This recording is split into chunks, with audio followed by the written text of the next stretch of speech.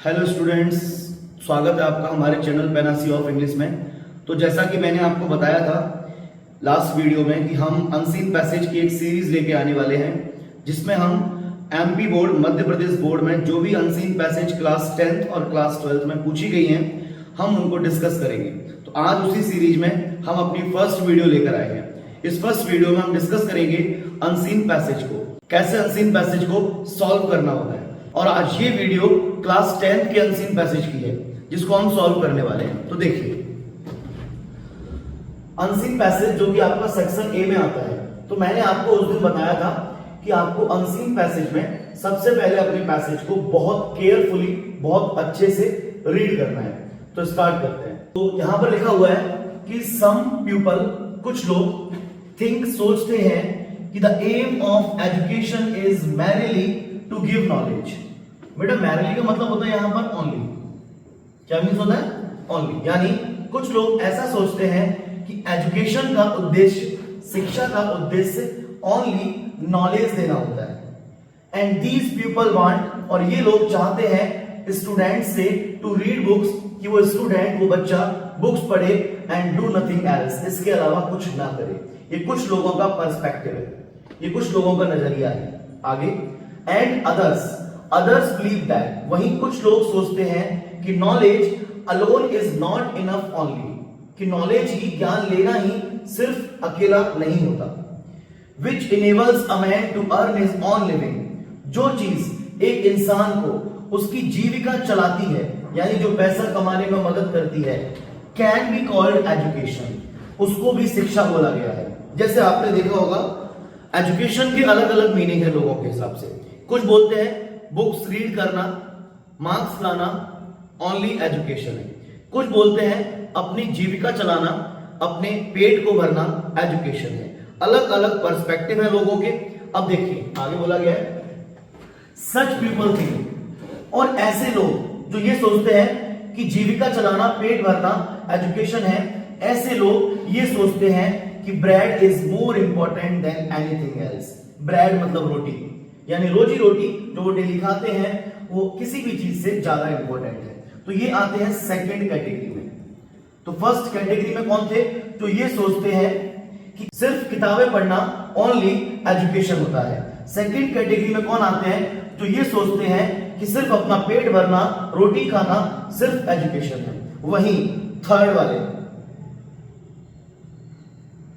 Third category still other thing, वो सोचते हैं कि एजुकेशन शुड एम सोली। अभी ऊपर एक वर्ड आया था मैरिली, तो बेटा मैरिली का मतलब होता है मात्र। Same, solely and same only, इन तीनों का मीन्स सेम है। ओके, तो कुछ अदर लोग ऐसा सोचते हैं कि education should aim solely at making good citizen and patriots, कि एजुकेशन का उद्देश्य सिर्फ एक अच्छा नागरिक बनाना और क्रांतिकारी बनाना, यानी देशभक्त बनाना, सिर्फ यही एजुकेशन का उद्देश्य होना चाहिए। कुछ लोगों का पर्सपेक्टिव ये भी है। तो यहां अभी तीन पर्सपेक्टिव है लोगों के।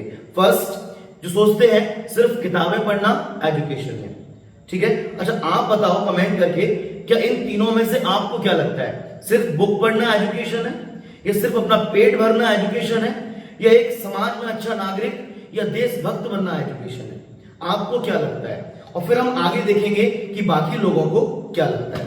देखिए, as a matter of fact, अगर एक फैक्ट की बात की जाए तो एजुकेशन शुड एम, एजुकेशन का उद्देश्य होना चाहिए at all these three things, ये तीनों चीजें एक साथ। मतलब बुक्स रीड करना, पेट भरना और अच्छा नागरिक, सिटीजन बनना, ये तीनों अगर एक साथ हो जाए तो हमारी एजुकेशन बहुत अच्छा लगेगी। यानी एक इंसान को अच्छी एजुकेशन के लिए अच्छा नॉलेज होना चाहिए, और एजुकेशन उसको कहते हैं जहां अच्छा नॉलेज होता है, जहां इंसान अच्छा सिटीजन होता है, और जहां वो अपना पेट, अपने फैमिली वालों का पेट, यानी अपनी लिविंग को, अपनी जीविका को चला पाता है। अगर ये तीनों चीज एक साथ होंगी तो नॉलेज मेक दैम, तो वही नॉलेज, कौन सी तीनों चीज ध्यान दो? नॉलेज ज्ञान होना, सेल्फ रिलायंट, बेटा इसका मतलब होता है सेल्फ डिपेंड, अपना खुद पर डिपेंड होना, एंड सर्व अदर्स, और दूसरों की सेवा करने लायक होना। अगर ये तीन चीजें होंगी तो आपकी एजुकेशन सफल है। यानी आपको नॉलेज होगा, आप सेल्फ डिपेंडेंट होंगे, and reliant by dependent, and और आप दूसरों की सेवा करने लायक होंगे, दूसरों की सर्व करने लायक होंगे, उसको एजुकेशन बोलते हैं। और लास्ट की 2 लाइन में इतनी अच्छी बात बोली गई है जो आपको अपनी खुद की लाइफ में भी एक्सेप्ट करनी चाहिए, खुद की लाइफ में आपको उसको फॉलो करना चाहिए। देखो क्या बोला गया, education should not produce citizens who while they love their own freedom take away the freedom of others. यानी एजुकेशन को ऐसे नागरिक नहीं बनाना चाहिए जो अपनी फ्रीडम से प्यार करें, अपने देश से अपनी आजादी से प्यार करें और दूसरों की फ्रीडम, दूसरों की आजादी को वो टेक अवे यानी छीने।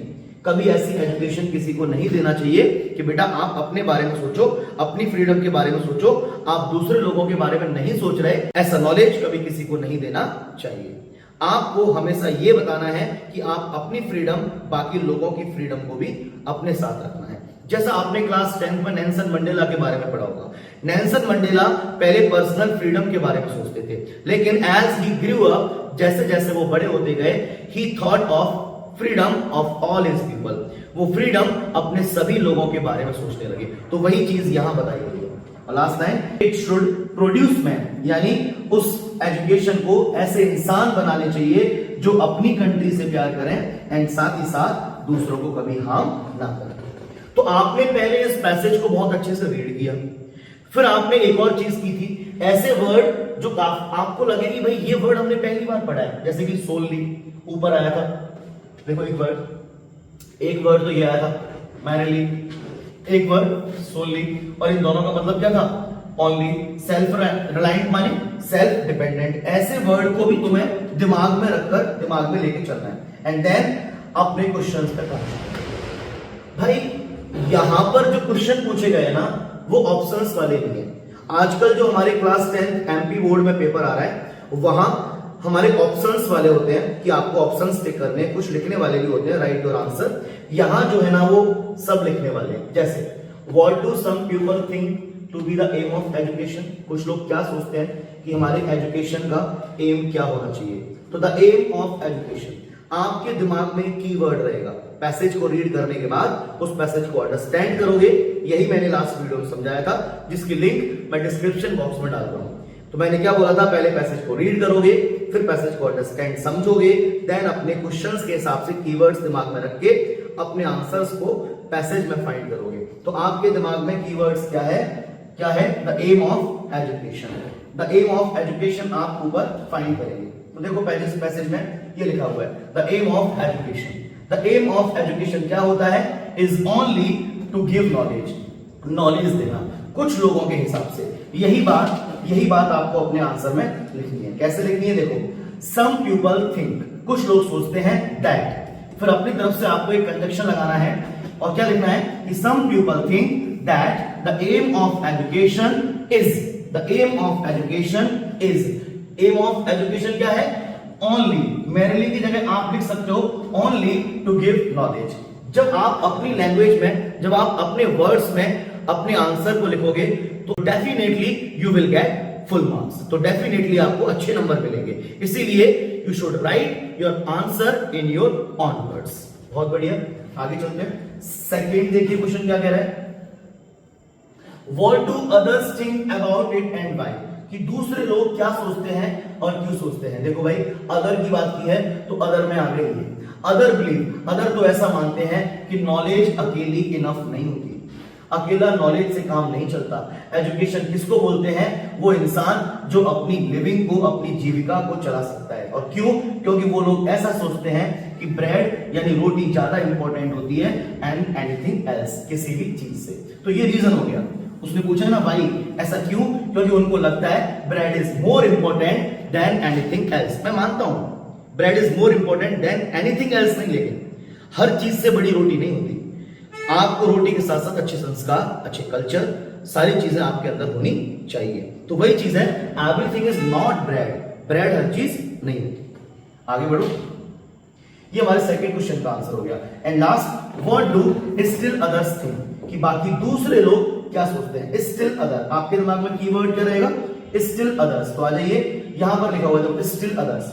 बाकी लोग सोचते हैं कि education should aim solely at making good citizens and kind peoples. कुछ दूसरे लोग सोचते हैं कि एजुकेशन जो है वो सिर्फ वही होती है जो इंसान को एक अच्छा सिटीजन और एक अच्छा देशभक्त बनाती है। ये हमारा थर्ड क्वेश्चन का आंसर है। And fourth question, what are the 3 aims of education? हमारे एजुकेशन के 3 एम्स क्या थे बताओ जरा। First aim is knowledge, second aim self reliant and third aim to serve others, दूसरों की सेवा करना, ज्ञान रखना, खुद पर डिपेंड रहना, दूसरों को सर्व करना are the 3 aims of education. यही एजुकेशन के 3 एम्स है। ऐसे आपको अपने आंसर अपने वर्ड्स में लिखना है। आगे बढ़िए और लास्ट क्वेश्चन, इस पैसेज का टाइटल देना है। तो इस पैसेज का टाइटल आपको पता है, द एम ऑफ एजुकेशन या एजुकेशन एंड इट्स इंपॉर्टेंट या टाइप्स ऑफ एजुकेशन। ये सब आपके एजुकेशन से रिलेटेड जो भी टाइटल होगा that will be your title, वही आपका टाइटल होगा। तो हमने पूरे पैसेज में क्या किया, रीड किया, अंडरस्टैंड किया, उसके बाद अपने कीवर्ड्स को दिमाग में रख के अपने आंसर्स को फाइंड किया, देन हमने अपना आंसर अपने वर्ड्स में लिखा। ये होता है एक हमारे keywords, read, understand, keywords, find and right. जब ये 5 कीवर्ड्स आपके हाथ में होंगे तो आप अपने मैसेज को फुल एंड फुल, ये 5 कीवर्ड्स और फुल 5 नंबर। इसीलिए हमारे चैनल को ऐसी ही वीडियोस के लिए सब्सक्राइब कर लें। अभी हम आपके साथ एक सेकंड पैसेज डिस्कस करते हैं। देखिए next passage, Alexander the great. Alexander के बारे में सुना होगा, अलेक्जेंडर महान अटैक किंग पोरस, उसने अटैक कर दिया एक पोरस नाम के राजा पे। द लेटर, बेटा लेटर का मतलब ये बाद वाला, और एक और इसका वर्ड होता है उल्टा, लेटर का उल्टा होता है फॉर्मर। फॉर्मर मतलब होता है पहले वाला, जैसे बात करते हैं इसकी अलेक्जेंडर की तो बोलते हैं फॉर्मर। या लेटर बोला है मतलब बात हो रही है किंग पोरस की। तो क्या बोला गया है, अलेक्जेंडर ने, किसने बेटा, अलेक्जेंडर ने, ओके तो देखो बेटा, अलेक्जेंडर ने अटैक किया किंग पोरस पे, और जो बाद वाला था यानी जो किंग पोरस था वो एक सेल्फ रेस्पेक्ट वाला आदमी था, उसको अपने खुद की रेस्पेक्ट की ज्यादा परवाह थी, उसको अटैक से कोई परवाह नहीं थी। आगे, he could sacrifice his life, वो अपनी लाइफ को सैक्रिफाइस कर सकता था। सैक्रिफाइस माने बलिदान कर सकता था, त्याग कर सकता था। इसका एक सिमिलर वर्ड होता है डिवोट। डिवोट माने की होता है न्यौछावर करना अपनी लाइफ को। ओके याद रखना, but was not ready to go, लेकिन वो राजा अपनी लाइफ को बलिदान कर सकता था, त्याग सकता था, लेकिन कभी वो माने झुकना, लेकिन कभी झुकने को तैयार नहीं होता था। He knew, वो जानता था, the Alexander was very powerful, कि अलेक्जेंडर बहुत ज्यादा पावरफुल था। The Hindu king of Takshashila, उसको पता था कि अलेक्जेंडर बहुत पावरफुल है, लेकिन तब भी वो झुकने को रेडी नहीं था। इसको बोलते हैं ब्रेव। उसके बाद the Hindu king of Takshashila was also helping Alexander. एक तक्षशिला का हिंदू राजा था, वो भी अलेक्जेंडर की हेल्प कर रहा था अगेंस्ट पोरस। किसके खिलाफ, पोरस के खिलाफ। मतलब पोरस के खिलाफ अलेक्जेंडर तो था ही, तक्षशिला का एक हिंदू किंग भी लड़ रहा था। Porus who did not make treaty, जिसने कभी ट्रीटी नहीं की। ट्रीटी माने होता है बेटा संधि, दोस्ती। क्या होता है, संधि, दोस्ती। इसका एक वर्ड और होता है अलायंस। ट्रीटी का सिमिलर वर्ड होता है अलायंस। याद रखना, ये कभी कभी सिमिलर वर्ड पूछ लिए जाते हैं। ट्रीटी, फ्रेंडशिप, अलायंस, एग्रीमेंट एक ही बात है। तो वो पोरस जिसने कभी संधि दोस्ती नहीं की विद अलेक्जेंडर के साथ at the cost of his full freedom, अपनी आजादी की नहीं, कभी नहीं की। ही फॉट, वो लड़ा। कैसे लड़ा, bravely. But luck did not favour him, लेकिन कभी भाग्य ने उसका साथ नहीं दिया। एंड ही वॉज डिफीटेड, और वो हार गया। ही वॉज टेकन, फिर उसको ले जाया गया before Alexander the great, Alexander के सामने। अच्छा आपको एक चीज याद होगी, बिफोर माने यहां पहले नहीं है, बिफोर का मतलब यहां के सामने है, और आप के सामने के लिए एक वर्ड और लगाते हो, इन फ्रंट ऑफ हिम। लेकिन याद रखो इन फ्रंट ऑफ ये वर्ड आता है नॉन लिविंग के लिए, और बिफोर आता है लिविंग के लिए। जब भी आप बोलोगे कि मैं स्कूल के सामने खड़ा हूं, तो स्कूल कैसा है, नॉन लिविंग, तो आप बोलोगे I am standing in front of school. आप बोलो मैं राहुल के सामने खड़ा हूं, I am standing before Rahul. Got it, आगे बढ़ो। अलेक्जेंडर आस्क्ड, तो अलेक्जेंडर उसको, जब पोरस को अलेक्जेंडर के सामने ले जाया गया तो अलेक्जेंडर ने उससे पूछा, Porus you are not a king, अब तुम राजा नहीं हो, now you are my prisoner, अब तुम मेरे कैदी हो। How should I treat you, बताओ तुम्हारे साथ कैसे ट्रीट किया जाए। तब पोरस ने प्रॉम्प्टली, प्रॉम्प्टली माने लिख लेना, याद कर लेना, प्रॉम्प्टली माने होता है इमीडिएटली। क्या होता है बेटा? इमीडिएटली। जितनी अच्छी तुम्हारी वोकैब होगी, जितनी अच्छी तुम्हारी मीनिंग स्ट्रॉन्ग होंगे, आप उतना अच्छा इंग्लिश में स्कोर कर पाओगे। इसीलिए हर एक टफ वर्ड का सिमिलर मीनिंग आपके दिमाग में होना चाहिए। आगे बढ़ो। पोरस ने तुरंत रिप्लाई दिया और क्या बोला? As a king treats a king, जैसा एक राजा ट्रीट करता है वैसे तुमको ट्रीट करना चाहिए। और इस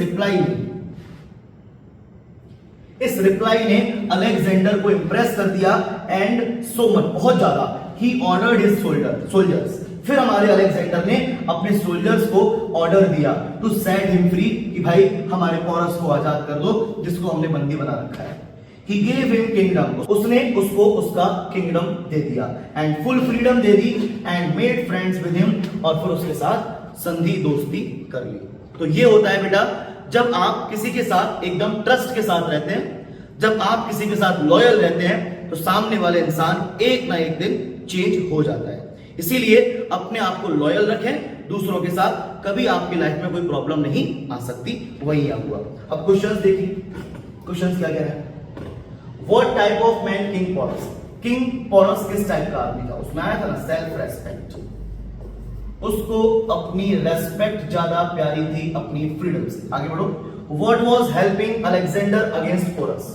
पोरस के अगेंस्ट अलेक्जेंडर की हेल्प कौन कर रहा था? कौन? कमेंट में आंसर करके बताओ। पोरस के अगेंस्ट अलेक्जेंडर की हेल्प कौन कर रहा था? आगे बढ़ो।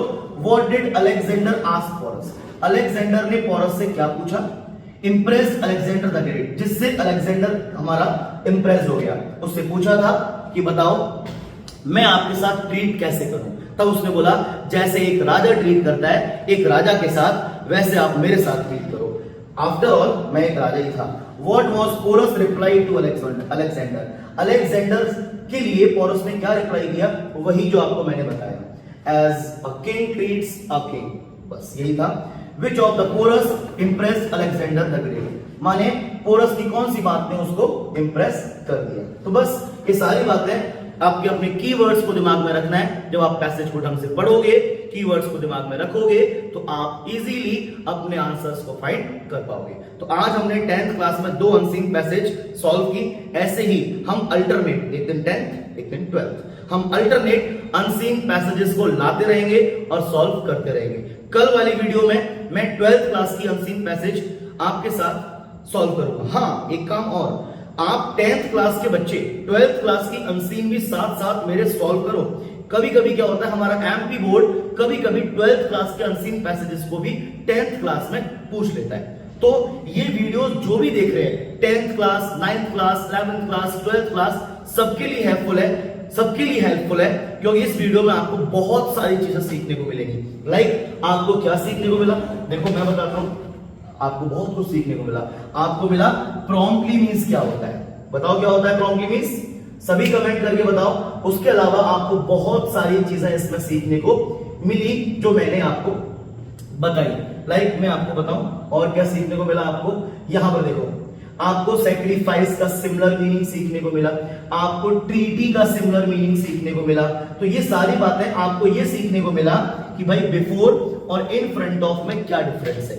तो अकेला पैसेज नहीं, पैसेज के साथ साथ वोकैब, पैसेज के साथ साथ ग्रामर हम कंप्लीटली सॉल्व करते चल रहे हैं। तो अगर आपको ये वीडियो अपने लिए हेल्पफुल लगी हो तो सबसे पहले तो इस वीडियो को जितना आप शेयर कर सकते हो उतना शेयर करिए।